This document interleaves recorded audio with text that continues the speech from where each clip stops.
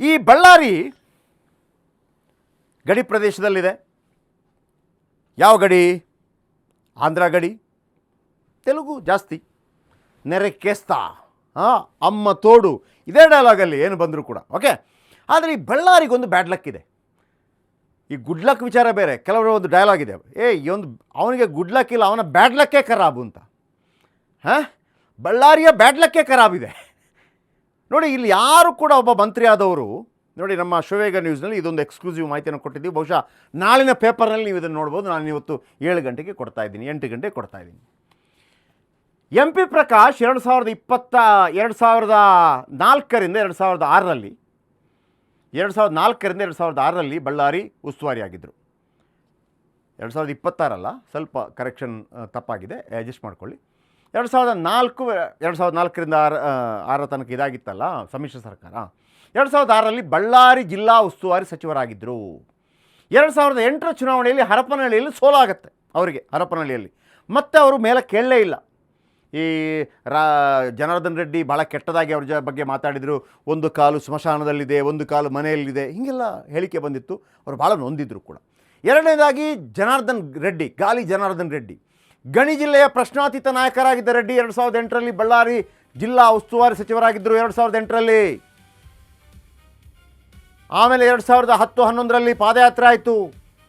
ರೆಡ್ಡಿಗೆ ಅಕ್ರಮ ಗಣಿಗಾರಿಕೆ case ತಗಲಾಕೊಳ್ತು. CBI case ಆಗುತ್ತೆ, ಸುದೀರ್ಘ ಜೈಲುವಾಸ ಆಗುತ್ತೆ, ರಾಜಕೀಯ ಜೀವನಕ್ಕೆ ಹಿನ್ನಡೆಯಾಗುತ್ತೆ. ಆ ಪಾದಯಾತ್ರೆ ಮುಖಾಂತರವಾಗಿ ಸಿದ್ದರಾಮಯ್ಯನವರು ಮುಖ್ಯಮಂತ್ರಿ ಆಗ್ತಾರೆ. ಯಾವ ಉಸ್ತುವಾರಿಯಲ್ಲಿರ್ತಾರೋ ಜನಾರ್ದನ್ ರೆಡ್ಡಿ, ಯಾವ ಊರಿನವರಾಗಿರ್ತಾರೋ ಜನಾರ್ದನ್ ರೆಡ್ಡಿ, ಅದೇ ಬಳ್ಳಾರಿಗೆ ಹೋಗೋದಕ್ಕೆ ನ್ಯಾಯಾಲಯ ಅವಕಾಶ ಕೊಡೋದಿಲ್ಲ. ಆ ಸಂದರ್ಭದಲ್ಲಿ ಸಿದ್ದರಾಮಯ್ಯನವರಲ್ಲಿ ಹೋಗಿ ಹೇಳೋದು, ಜನಾರ್ದನ್ ರೆಡ್ಡಿ ಅವರೇ ನನಗೆ ಸವಾಲು ಹಾಕಿದ್ರಿ, ತಾಕತ್ತಿದ್ರೆ ಬಳ್ಳಾರಿಗೆ ಬನ್ನಿ, ಈಗ ನೀನು ತಾಕತ್ತಿದ್ರೆ ನೀನು ಬಾ ಅಂತ ಹೇಳೋದು ಅದೇ ಸಂದರ್ಭದಲ್ಲಿ. ಇನ್ನು PT ಪರಮೇಶ್ವರ್ ನಾಯಕ್ ನೆನಪಿದೆಯಾ? ಒಬ್ಬರಿದ್ದರು ಸಿದ್ದು ಸಂಪುಟದಲ್ಲಿ ಉಸ್ತುವಾರಿ ಆಗಿದ್ದ ಪರಮೇಶ್ವರ್ ನಾಯಕ್. ಆಗ DYSP ಅನುಪಮಾ ಶೆಣೈ ವರ್ಗಾವಣೆ ವಿವಾದದಲ್ಲಿ ಸಿಲುಕಾಕೊಂಡಿದ್ದರು. ಸಚಿವ ಸ್ಥಾನವನ್ನೇ ಕಳ್ಕೊಂಡಿದ್ದ PT ಪರಮೇಶ್ವರ್ ನಾಯಕ್. ಆಮೇಲೆ ಅನುಪಮಾ ಶೆಣೈ ಅವರು ಕೂಡ ರಾಜೀನಾಮೆ ಕೊಟ್ಟರು, ಎಲೆಕ್ಷನ್ ನಿಂತರು, ಅವರು ಕೂಡ ಏನೋ ಆಗ್ಬಿಟ್ರು ಆ ಕಡೆ. ಇನ್ನು ಸಂತೋಷ್ ಲಾಡ್ ಬಳ್ಳಾರಿ ಜಿಲ್ಲೆ, ಸಂಡೂರಿನಿಂದ ನಿಲ್ತಾಯಿದ್ರು. ಬಳ್ಳಾರಿ ಜಿಲ್ಲೆ 2016ರಲ್ಲಿ ಬಳ್ಳಾರಿ ಜಿಲ್ಲೆ ಉಸ್ತುವಾರಿ ಜವಾಬ್ದಾರಿ ಹೊತ್ತಿದ್ರು. 2018ರ ಚುನಾವಣೆಯಲ್ಲಿ ಕಲಘಟಕಿ ಕ್ಷೇತ್ರಕ್ಕೆ ಹೋದರು, ಅಲ್ಲಿ ಸೋತೋಗ್ಬಿಟ್ರು. ಆನಂದ್ ಸಿಂಗ್ ಈಗ ಅಡ್ರೆಸ್ಗೆ ಇಲ್ಲ. 2019ರಲ್ಲಿ BSY ಬೊಮ್ಮಾಯಿ ಸಂಪುಟದಲ್ಲಿ ಬಳ್ಳಾರಿ ಉಸ್ತುವಾರಿ ಆಗಿದ್ದರು. 2023 ಚುನಾವಣಾ ರಾಜಕೀಯದಿಂದ ಹಿಂದೆ ಸರಿದಿದ್ದರು.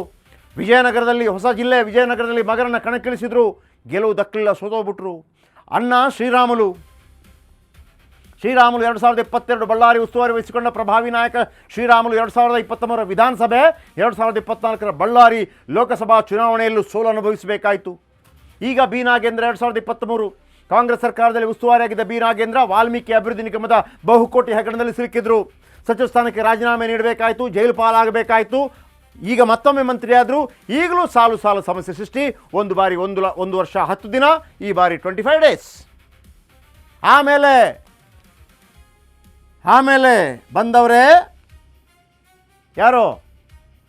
ಲಾಟ್ರಿ ಜಮೀರ್ ಅಹ್ಮದ್ ಖಾನ್. ನಾಗೇಂದ್ರ ರಾಜೀನಾಮೆ ಬಳಿಕ ಜಮೀರ್ ಅಹ್ಮದ್ ಖಾನ್ ಉಸ್ತುವಾರಿ ವಹಿಸ್ಕೊಂಡ್ರು. ಅವ್ರಿಗೂ ಪಣೋತಿ ಹೆಂಗೆ ಅಟಕಾಯಿಸ್ಕೊಂಡ್ಬಿಡ್ತು ಅಂತಂದರೆ, ದಾವಣಗೆರೆ ಉಪಚುನಾವಣೆಯಲ್ಲಿ ಪಕ್ಷ ವಿರೋಧಿ ಚಳವಳಿಕೆ ಮಾಡಿದರು ಅಂತೇಳಿ ಊಹಾಪೋಹ ಬಂತು, ಆಡಿಯೋ ಬಂತು.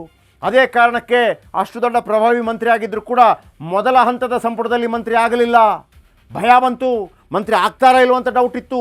ಈಗಲೂ ಅವರನ್ನು ತೆಗೀತಾರೆ ಅನ್ನುವಂಥ ಮಾತುಗಳು ಕೇಳಿ ಬರ್ತಾ ಇದೆ. ಇಂಥ ಪರಿಸ್ಥಿತಿ ಬಂದಿದೆ. ಇದು ಬಳ್ಳಾರಿಯಲ್ಲಿ ಯಾರೆಲ್ಲ ಮಂತ್ರಿ ಆಗ್ತಾರೆ, ಯಾರೆಲ್ಲ ಉಸ್ತುವಾರಿ ಆಗ್ತಾರೆ, ಅವರಿಗೆ ಅವರ ಗುಡ್ ಲಕ್ಕಲ್ಲ ಬ್ಯಾಡ್ ಲಕ್ಕೆ ಖರಾಬಿದೆ ಅಂತ ತೋರಿಸ್ತಾ ಇದೆ. ಹಾಗಂತ ನಾವು ಇಲ್ಲಿ ಏನು